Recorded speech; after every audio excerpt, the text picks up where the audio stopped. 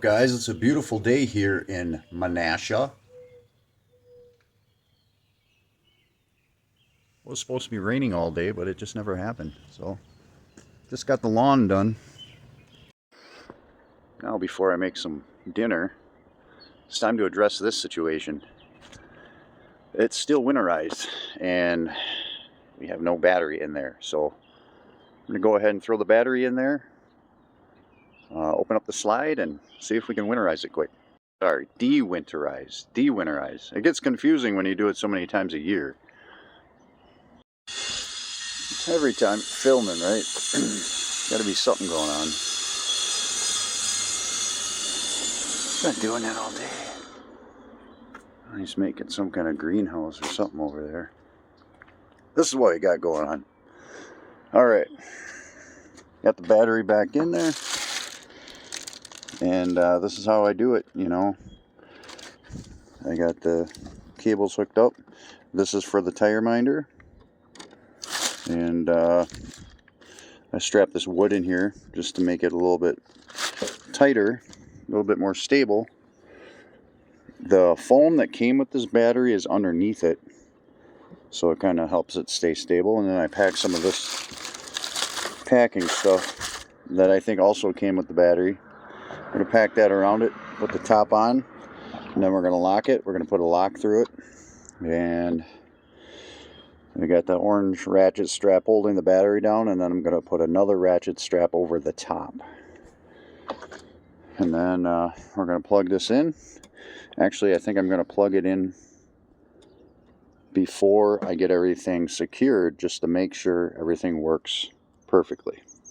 Okay. So, all right, I got it on. So let's check the tire minders. That works. And let's go in and see what it says on the monitor.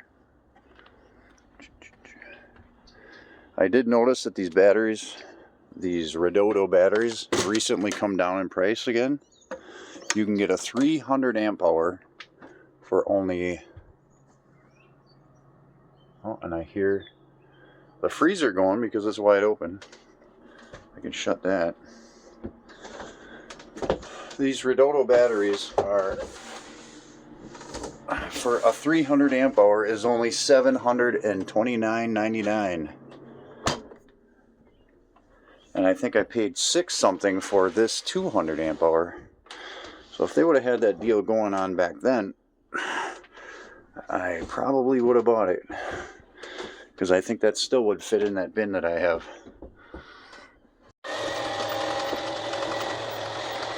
Doesn't sound great, but we're not exactly level either.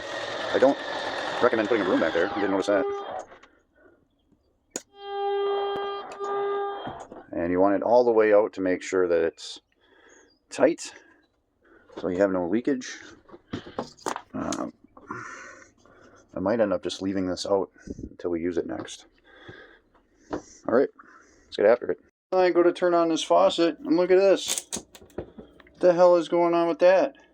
Oh, I guess you couldn't see it. Let's try that again.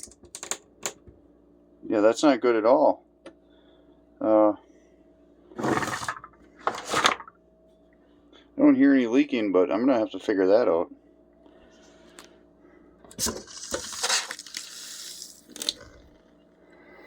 Alright, let's get that secured and then we'll drain it. So here's the situation. There's a big nut on the bottom, and somehow that came unscrewed. I can't fathom. And I reached under there with my hand, and I can't turn it by hand. I'm going to have to try to get that wrench on there. And it's in a shitty position. Excuse my language, but I can barely reach it, so this is not going to be fun. I'm not going to record. I'll check back in when I have it finished.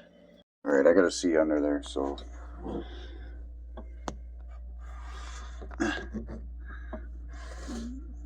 I can't turn that at all. I don't...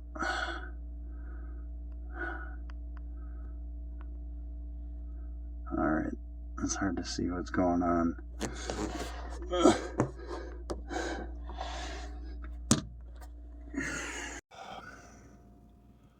Although I would like to show you how I fix that, I can't, because I am not able to get a wrench on that nut.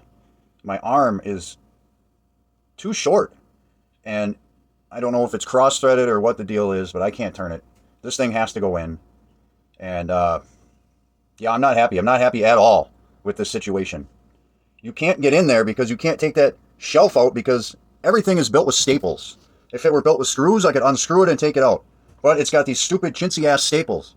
So, guys, I'm paying $500 a month on this thing, and I shouldn't have to take it in every time I want to use it. I'm pretty sure the warranty's up, at least for something like this. I'm very disappointed. I'm disappointed in the quality so far. I mean, we'd had a number of issues. The Jayco, all we had was the tires. The tire were cheap China bombs. And yeah, I've got to say that the length of this camper, the 12-volt fridge, and the tires are what attracted me to it. And the layout, I do like the layout, but man, the door is still not right. And now with this, I did a little research. This seems to be an issue that people are having. With the faucet just falling off. And the lock nut is held up by 2 screws on the inside. And I don't see how those screws are ever going to go back in there after this cabinetry is assembled. Nobody's going to be able to get in there to get that screw in there. So, with this huge wrench, I could not get that nut loose. And you don't have any leverage because your arm is only so long. And it's back in the corner. So, you might really want to think about where your faucet is placed before you go and purchase a camper like this. Because there's nothing I can do about this. I'm going to have to call them on Monday and see if I can get this in next weekend if I want to use it for Memorial Day.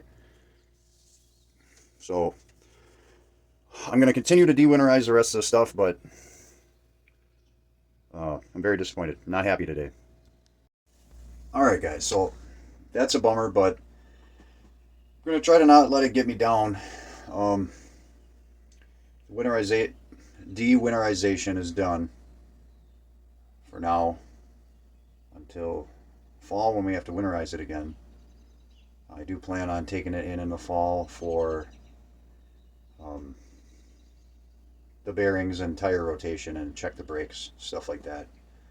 So I probably will be winterizing it myself because I don't know how much it's going to cost to get that faucet repaired. And I'm feeling like all these days I spend working, it's just going right out the window, you know. So yeah, I'm going to start doing more videos on neogenianism. Morg's book, Dawn of the New Mind, is coming out May 16th.